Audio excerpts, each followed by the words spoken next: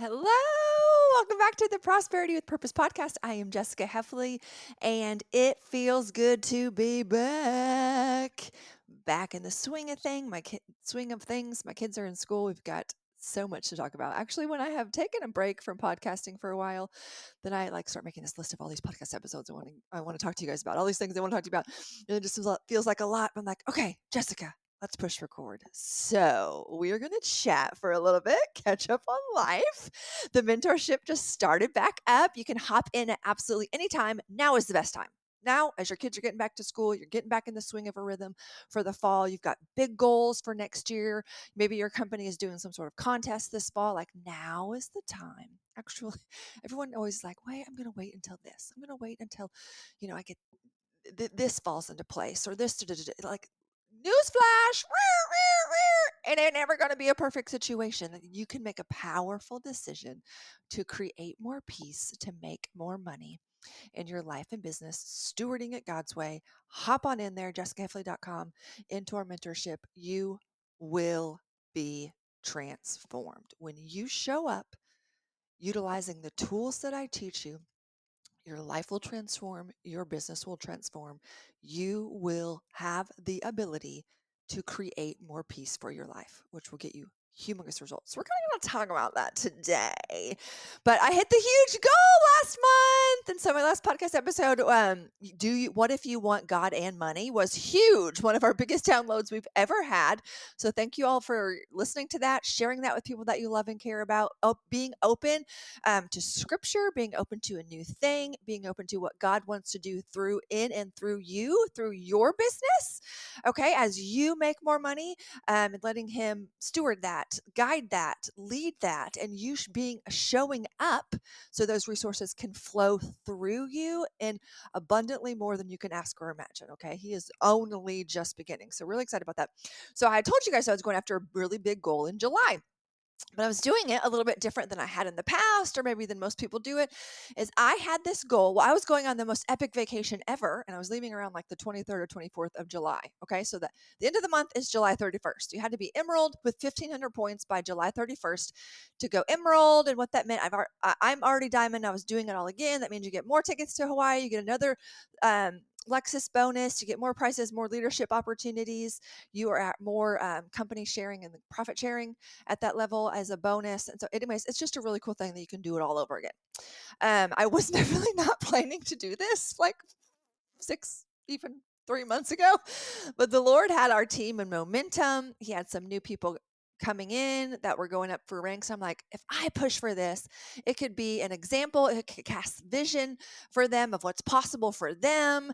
I really wanted to model also working hard and resting. This was really important to me for this rank up position, knowing that I was going on the Plexus Star Diamond yacht trip with my friend Tamara Holloway, and then I was going on my Star Diamond trip to Iceland. Like, those were epic, literally once in a lifetime vacations that I had dreamed of and planned of for a long time.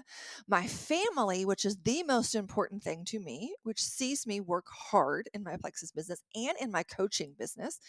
I wanted that to be such a sacred, special family time for us. Okay, so usually when going for a huge rank up to go on vacation the last week of the month, usually the old way would have been impossible. But I believe that God is doing a new thing, and I kind of like to not be like everybody else. I kind of like to do things a new and different way. So I definitely prepped and planned before July even started. Like, I was setting goals with people. I was dreaming big. I was mapping out exactly how much people could make if they got to certain ranks, if they added certain amount of people. I casted the vision, and I hit the ground running day one. That first week, I committed to power hours every morning at 6 a.m. My team was invited to come along. I was going to be working. They might as well come along with me work, because I was going to put my all in, because I knew I was literally taking the end of the month off. So I did. I worked hard. I worked. And let me take a side note. If you're going to ever go for a really big rank up, which we almost doubled our entire team in a month, you can't just decide that on a whim. This was months in the making, meaning about about 2 to 3 months before that, I was posting every single day. I was casting vision for my audience and my team. I was showing people the income possibilities of what Plexus had to offer. And so there was like, it wasn't just one day I decided to go for it, because my people were like, this is what drives me bonkers when people like go all in for a short season and they're like, it didn't work. And I'm like, I had been, leading up to this for the last couple of months of really, really, really posting consistently. I really believe in the 90-day rule. I really believe while you show up today, you'll see the fruit of it 90 days from now. Prove me wrong. I'll buy you a pony. That's a whole nother episode. Anyways, okay. So it ended up being my biggest personal month ever. I had 24 new people that I brought into the business, as well as over 10 people that had been customers of mine in the past, but kind of hadn't ordered in the last couple of months, helped them reorder. We had a lot of rank ups, and the Lord is just so good, because there also was a lot of people on my team that I had vision casted with, did goals with, and they did not hit those goals. But the Lord sent a handful of like brand new people who joined in the month of July, ranked up to silver, ranked up to Fast Start Senior Silver within that month, a ton of new people. It was just like this beautiful delight of the Lord's provision, right? Because it wasn't all my work. He kept sending people that maybe I hadn't messaged or I hadn't had a conversation with, or like brought them to my mind, and I started the conversation and they were like, oh yeah, I want to read, I want to do it, or I want to start again, or I'm ready to do this. And it was so the Lord, his provision. It was so beautiful. When we actually ranked up, it was before the last day of the month. We were on vacation. We actually were in, this episode is going to be about lots of emotions. So let me go back just one step. Is my dream was to go Emerald on the 28th of the month, because that's the last day when any of the auto ship orders go through. So I wanted it to be in the bag. I knew I would be on the yacht that day, and that would just felt so special and so early and so stress free, and I could enjoy the rest of my vacation in Iceland. And we did a layover in Washington D.C. Look, y'all, let me pause for just a second. We went to the Bahamas. Went out to, this is like crazy life, but this is a dream life. This is possible for you when you dream big and go after big, huge goals. We actually were the guest on our friend. We all get yacht trips. Anyways, the long story. The gist of it is we went on a yacht with another family. It was fantastic. Like there was 9 of us, and then there's like 10 crew members. It's so crazy. It's so fancy, so bougie. We go out to the Exumas, to like these private islands where the water is like turquoise. We get all of our meals. They do all of our laundry for us every day. They have cold drinks for us every time we turn around. Snacks just laying around everywhere. It was amazing. I lost my train of thought. I'm telling you. Oh, then okay. So we had the Iceland trip planned, but then the yacht trip got canceled multiple times. Had to reschedule it. Yada yada yada. So we weren't planning on doing them back to back, but that's how it turned out. So we were rolling with the punches. So we then went straight to DC, which is where our layover. We had planned on having our layover before we went to Iceland, because I just thought kids love history. You can fly out of DC to go to Iceland. Anyways, we got tickets inside of the White House, inside of the Capitol building, went to the Library of Congress, and really spent a whole day at the Bible Museum, which is why I wanted to go to DC in the first place. Go to the Bible Museum. Okay, back to the vacation. And so I really wanted to go on the 28th. Okay. I set up my whole month to do it. I set up my team to do it. I was working with such urgency. I was so on top of it. I was so doing everything before I left for vacation, and I was so urgent. I was so excited. And my team just wasn't as urgent or as excited as me. And y'all, rightfully so. And so I had to deal with the emotions of like, because I knew we were going to go way past 1,500 points, because I knew multiple people were going after goals, multiple people were going silver. And so we ended up like getting almost 200 points past 1,500, but we were like 20 points away for a couple of days. And it was just like, will it ever, like everything in me wanted to be like, go force somebody to order so I could just go ahead and get to 15 points and I wouldn't have to worry about it anymore. But I knew, no, that was not the restful posture. That was not allowing the Lord to provide. I knew it was going to come. I wanted it to come right now, though, but I knew it was going to come. So I had to pause and just let myself. I did refresh my phone multiple times to see actually when we turned over to 1,500 points, but it was such a lesson in all the emotions, right? Like I was working hard. I had made a powerful decision. I worked hard. I did everything I literally possibly could before I went on vacation because I wanted to honor the rest of vacation. I wanted to honor the presence of being with my family on vacation. And I did. And that felt so good. And even in the honoring of that, when it was just like, come on, when are we going to get to the 1500 points? There was like a tension in that, and there was some emotions in that, and there was, like gratitude mixed with, how come nobody is as urgent as I am? And it's no big deal in the end of the day. But in the moment, there was a mixture of all the feelings, right? Like if you listen to old episodes of mine, we are very best friends with it. And if you're watching me on YouTube right now, the feelings wheel. I need to put that link in the comments for you guys again to be aware and present of what is fully going on with you. So, anyways, just wanted to fill you in on that and the full experience that it is possible with planning, with working, with kind of your 90-day plan, but especially front loading your month. Like it doesn't have to be a stressful last day. It doesn't have to be. Like there is another option. There's another option of doing things with urgency, doing things earlier in the month. So I'm just like really excited. I'm really proud of that feat. Really excited for my team. So many people earned paychecks for the first time. So many people got pay increases. But I also felt so proud, which is a feeling, and so good that I worked hard and I genuinely played hard. Okay, creating a life like that is possible. It is possible. It's probably not possible for you to rest and play all the time.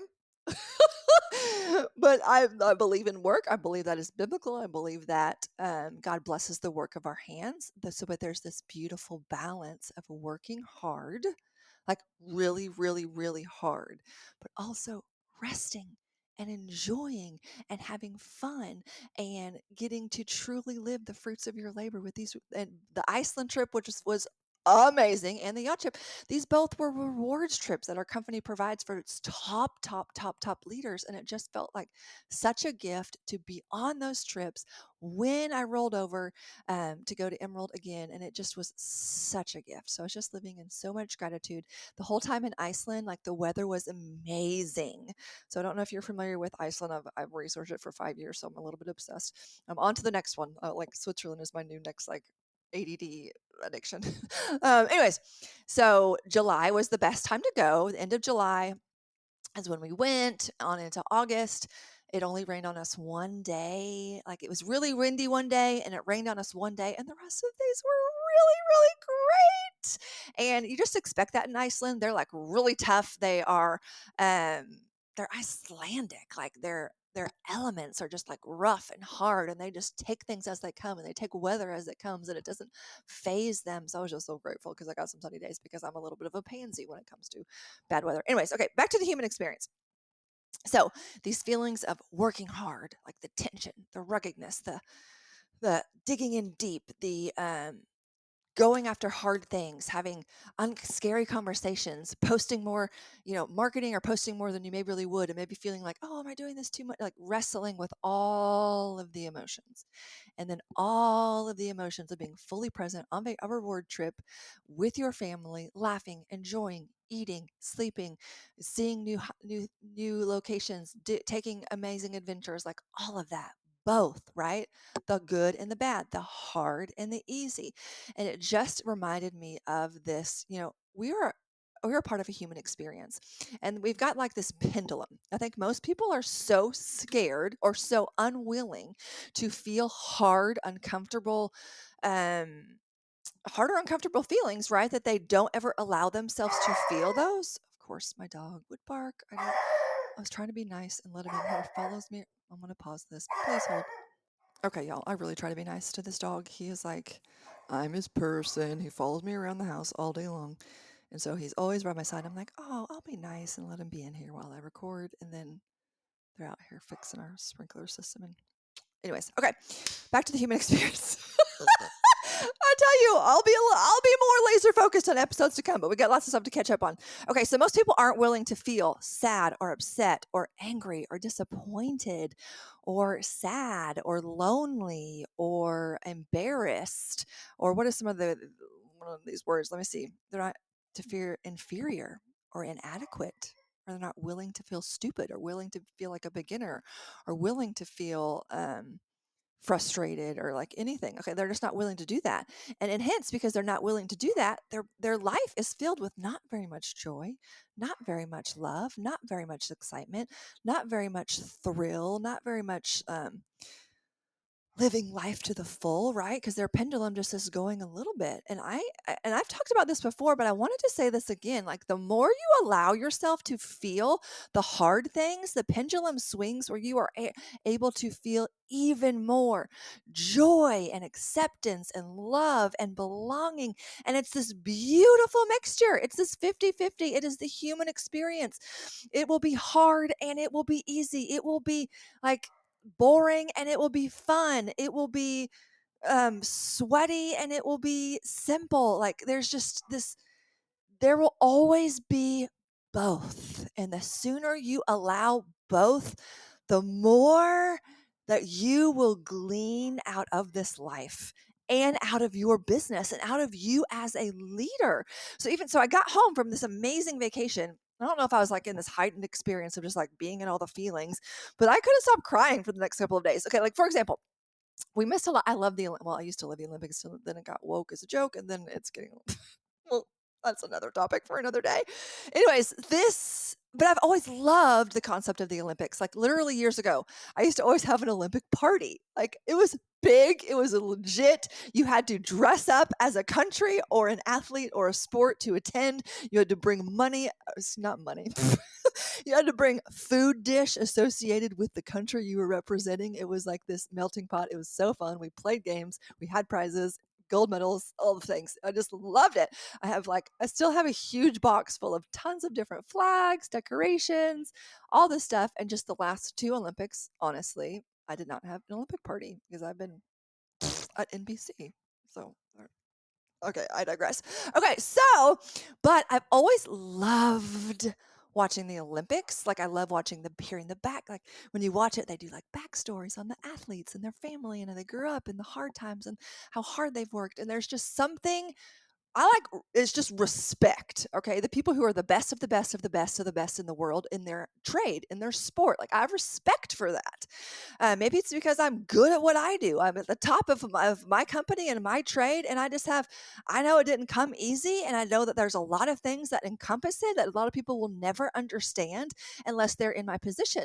And so, anyways, I just have respect for people who are really good at what they do, who have trained hard, who have been disciplined, who have let's go back to the discipline. Like they've disciplined themselves to get, even who have hired coaches. Boom, boom, boom, boom, boom. Also, why you should hire coaches, because even the best of the best of the best, the Olympic athletes who are the best at what they do, still have a coach, because they are able to see their blind spots, able to see areas of improvement, able to see, how they can ramp up or do better or recover or rest well or try something new or be pushed or get to the next level. Coaches, boom, boom, boom, boom, boom, boom. Okay, sorry. I just so believe in coaches, because coaches have changed my life. Coaches are who I am and where I am today because of the coaches that I have hired, because they have, even though I was good at what I did, right? Just like you probably are successful at what you're doing. It's not about like the comparison better. It's like, but the Lord has a next step for you, a next step of peace, a next step of more money, and what He wants to do with that more money. Anyways, okay, so back to the human experience, the Olympics. So I get home from Iceland, and I'm taking it easy that next day. Like, I was going to start my 30 medium well. If you're following me on Instagram, like, I have a challenge that's not 75 hard. It's not even 30 hard. I'm calling it 30 medium well. You have to go over there to see that. But we were watching it was Sunday. It was Sunday morning. It was the gold medal game for women's basketball. So, little tidbit about me, if you don't know me personally, I am 5'12", kind of tall. We'll see if you got that joke or not. Okay, so I am very tall, but I did not play sports. I actually was lazy as a child, did not have discipline, did not push myself as a child, so people can change. The basketball coach, the track coach, all tried to recruit me in high school. I was not there for it. I just was timid and shy and weak and blah, blah, blah, all those things. Anyways, I did not play basketball.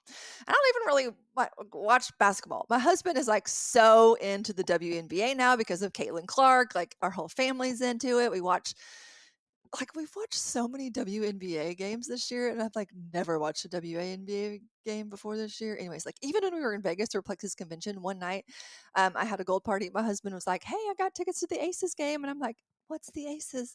And it was the it was the WNBA team from Vegas, so he got cool tickets and went to the game. He had a blast. Good for him. Anyways, back to the Olympics. So we're watching. I actually was in this like weird mode of wanting to. I'm going to do another episode on this. Like I was cleaning out all of my pantry and my kitchen and all these things. I was just like in the zone for doing that, right? Getting back from vacation, about for school to start. I think I was trying to create peace, which I'll talk about that again on the next episode. But anyways, he's watching the game and the commentators are just like so excited. And it's like a really close game. And I'm like, again, not that into it, but I keep hearing the commentators and it's a close game. They're like, oh man, so close. This is so good. You just hear, and I'm just like, okay, Jessica, I'm getting kind of intrigued. Maybe I should, and then part of me is also like, okay, husbands like it when you like do something in common with them.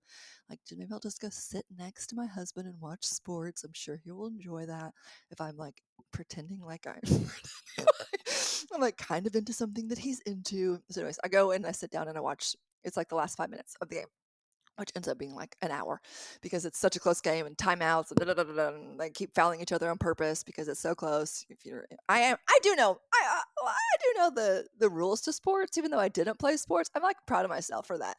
My dad we grew up watching sports on TV. And so I do know the rules of sports, like basketball, football. I kind of like that about myself. So anyways, I don't play sports, but I know sports and I do enjoy watching sports. I just was like really into cleaning the the kitchen drawers, but I couldn't get over the commentator and how excited he was. So I go and sit down for the last couple minutes of the WNBA game. Okay, so a little bit of backstory. The night before was the gold match for the men, and it was the USA versus France. Okay, so apparently this is like a big, what's the word? Not dual rivals. They've been in the championship game multiple times before.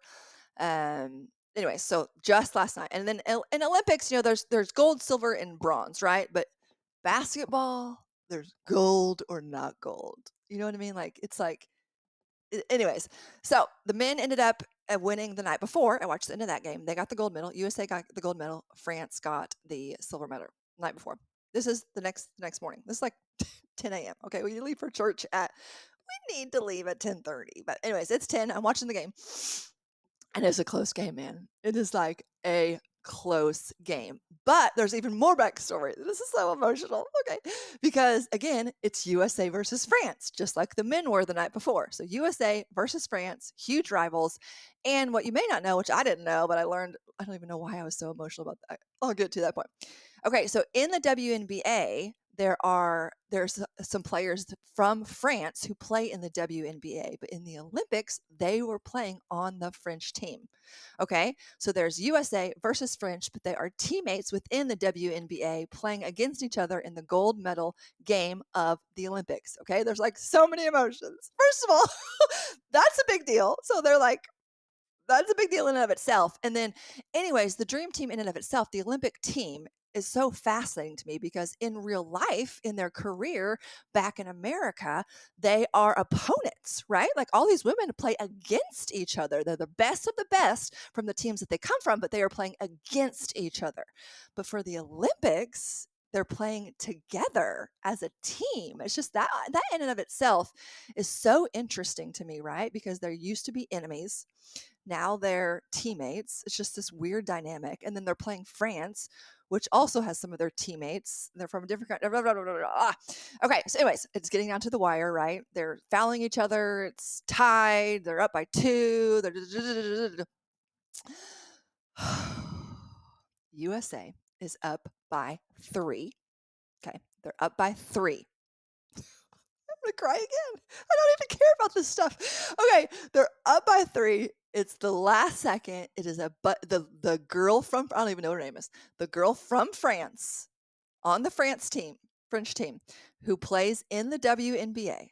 She gets the shot, the buzzer beater shot on the 3-point line, but her foot is over its touch. So she shoots the shot at the buzzer.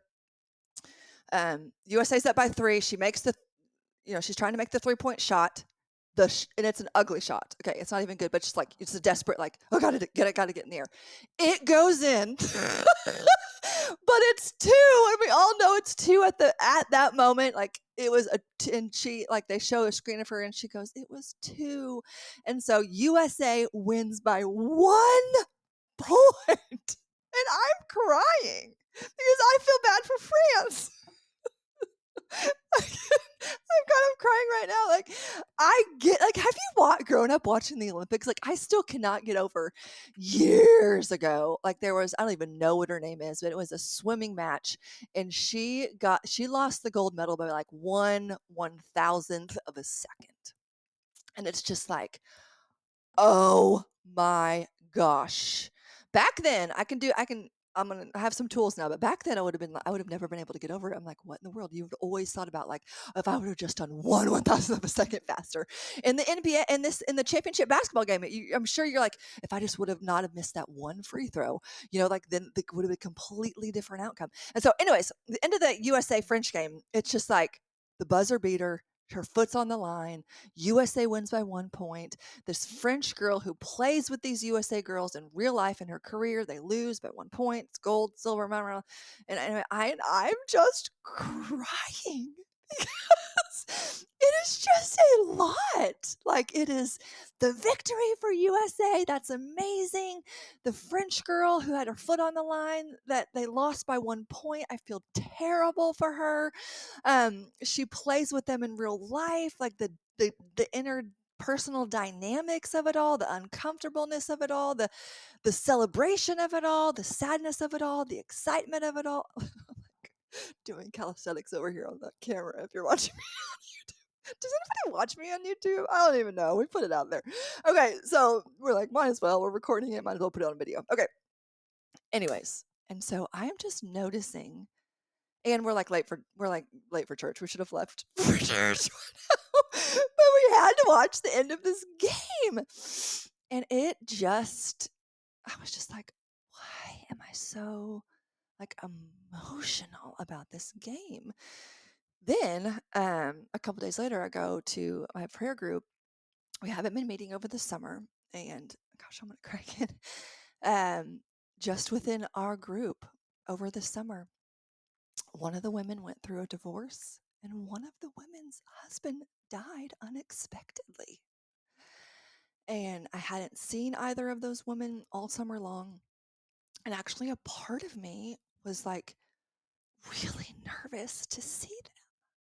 And it's not even and it's all these mixed emotions of, oh my gosh, Jessica, this is not about me at all. They're the two that have gone through horrible, horrible things this summer. So why? And I wasn't making it about me. And that's not the point of what I'm saying right now. But the point of what I'm saying right now is to notice what's going on inside of you and let it happen. Yeah, it was uncomfortable to see them. Yeah, it was hard to see them cry. Yeah, they've been through some really, really, really hard stuff. You know what? I don't even know what they needed, but to be present with them in the hard, to allow them to have the space of them not knowing what to say, us not knowing what to say, but just allowing it. Not trying to stuff it, not trying to pretend that it wasn't painful or that it wasn't hard, or that God isn't good, or all the good that's happened in this. It's like all this constant, like, this. She's sitting there telling us how good God has been and how much He has met her in their both of them in the pain. And I want to be honoring of the details and all the things, but just as an example of that lunch was hard. Just like watching the end of that basketball game was hard. Just like many things that you go through in your life are hard. Don't avoid the hard.